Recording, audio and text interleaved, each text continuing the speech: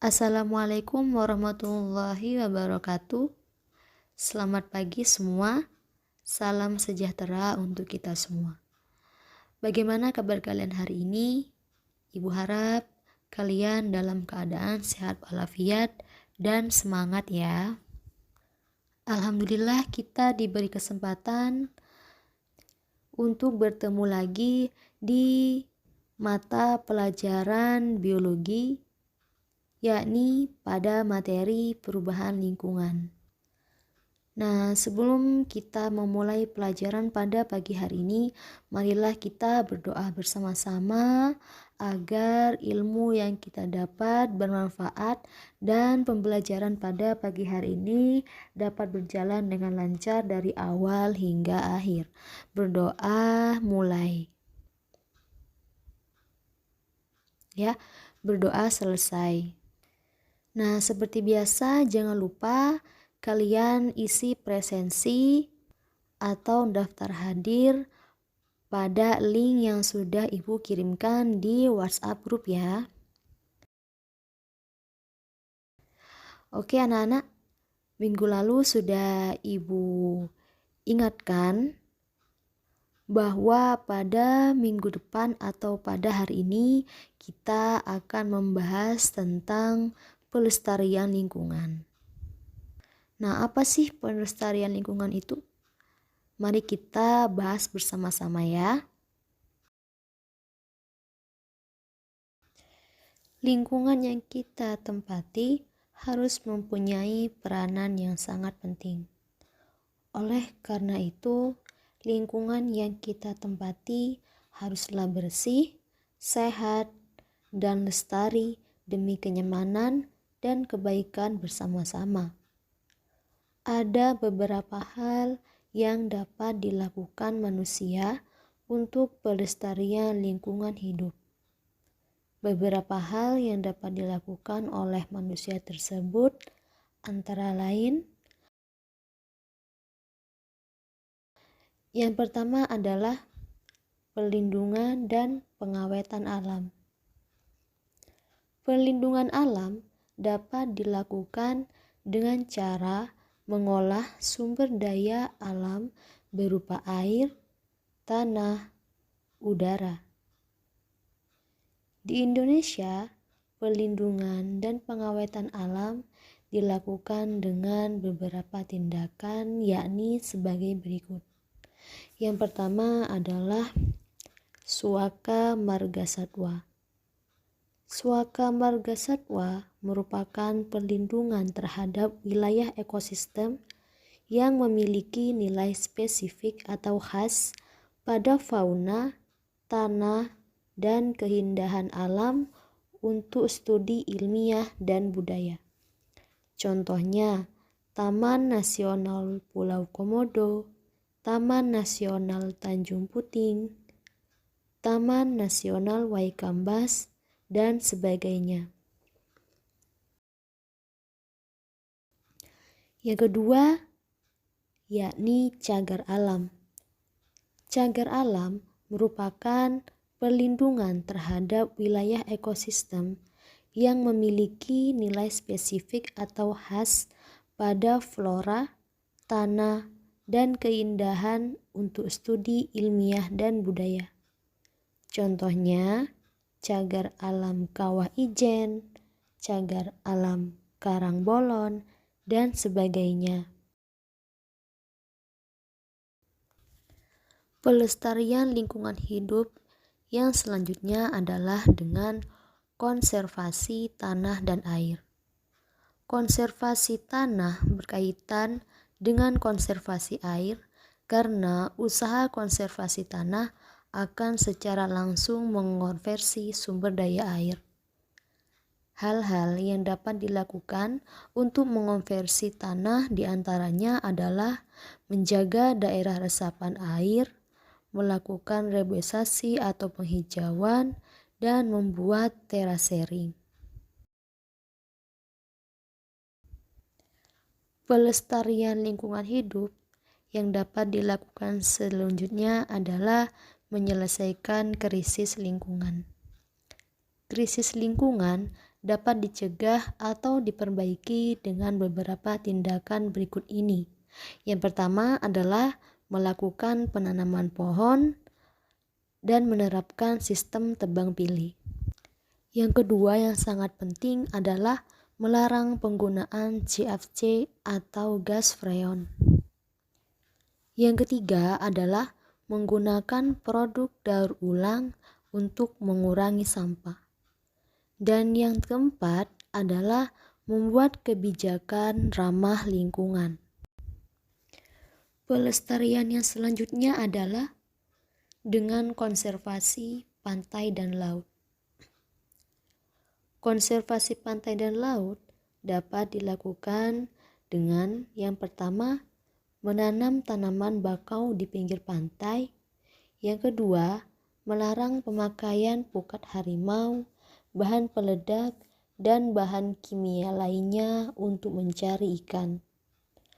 Dan yang ketiga adalah melarang eksploitasi terhadap sumber daya laut secara besar-besaran, terutama terumbu karang, karena terumbu karang merupakan habitat hewan air dan tanaman laut.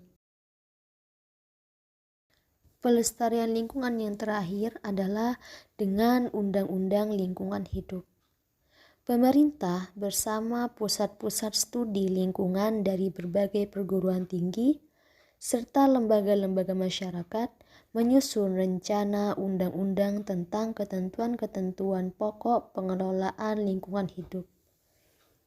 Rancangan undang-undang tersebut disahkan oleh Presiden dan diundangkan sebagai Undang-Undang Nomor 4 Tahun 1982. Undang-undang lingkungan hidup tersebut memuat 6 pokok pikiran, yakni sebagai berikut. Yang pertama, tujuan pengelolaan lingkungan hidup meliputi tercapainya keselarasan hubungan antara manusia dengan lingkungannya. Yang kedua, berasaskan pelestarian kemampuan lingkungan yang serasi dan seimbang. Yang ketiga, pengelolaan lingkungan merupakan tanggung jawab bersama. Yang keempat, hak dan kewajiban bagi tiap individu untuk berperan serta dalam pengelolaan lingkungan hidup. Yang kelima, pengelolaan lingkungan hidup harus bermakna bagi kehidupan bangsa-bangsa lain. Dan yang keenam, pengelolaan lingkungan hidup memerlukan keterpaduan pelaksanaan di berbagai tingkat sektoral. Nah, selain pembuatan undang-undang lingkungan hidup, pemerintah juga membentuk Badan Pengendalian Lingkungan dengan tujuan sebagai berikut. Yang pertama adalah menanggulangi kasus pencemaran. Yang kedua, untuk mengawasi bahan berbahaya dan beracun. Dan yang ketiga, untuk melakukan penilaian analisis mengenai dampak lingkungan atau AMDAL. Nah, itulah tadi pembahasan mengenai pelestarian lingkungan. Apakah ada yang ditanyakan? Jika iya, maka silakan tulis dan kirim ke WhatsApp grup ya. Kita akan membahasnya bersama-sama. Dan selanjutnya akan Ibu lanjutkan ke materi adaptasi dan mitigasi.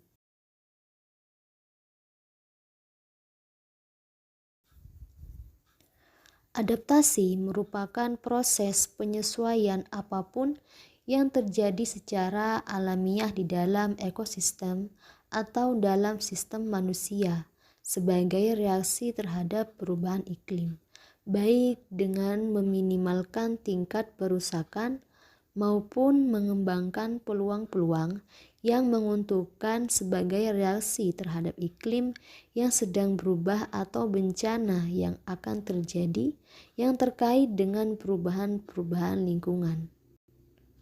Selain proses adaptasi, mitigasi juga perlu dilakukan dalam upaya mencegah bertambahnya dampak perubahan iklim. Mitigasi adalah proses pengurangan emisi gas rumah kaca Karena penyebab utama dari perubahan iklim adalah penggunaan bahan bakar fosil seperti batu bara dan minyak bumi. Maka negara-negara seperti Amerika, Inggris, Jepang, dan negara-negara industri lainnya diharuskan mengurangi sekitar 80% emisi mereka pada tahun 2050.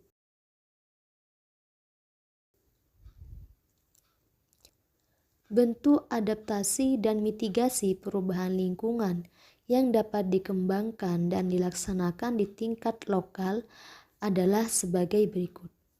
Yang pertama adalah pengendalian banjir, longsor, atau kekeringan.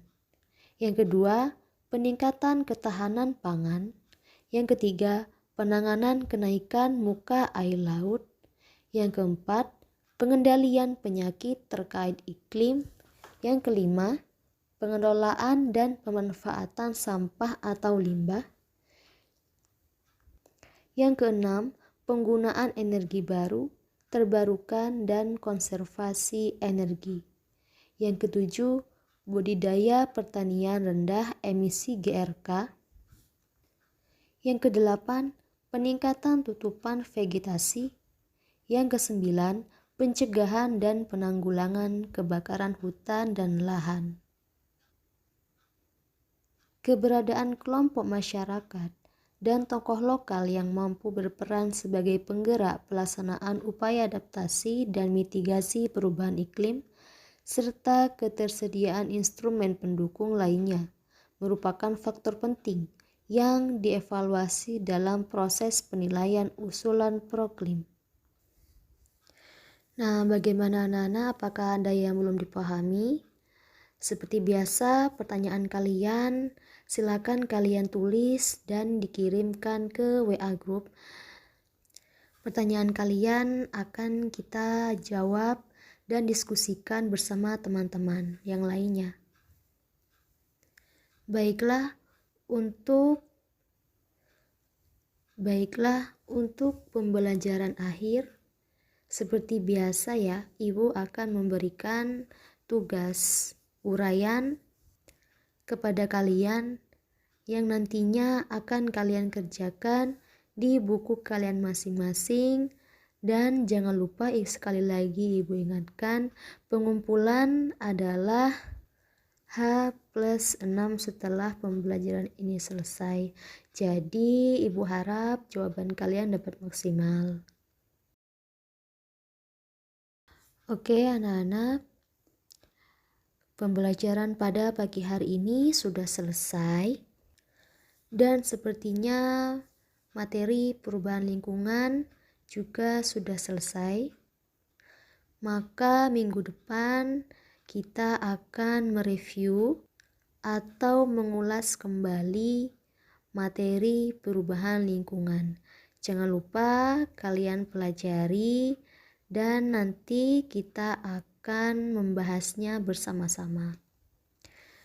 Baiklah, mari kita tutup pembelajaran pada pagi hari ini dengan bacaan hamdalah bersama-sama. Alhamdulillahirabbil alamin. Sekian dari Ibu, sampai jumpa minggu depan. Semoga kita semua tetap diberi kesehatan dan kesempatan untuk bertemu lagi di minggu depan. Wassalamualaikum warahmatullahi wabarakatuh.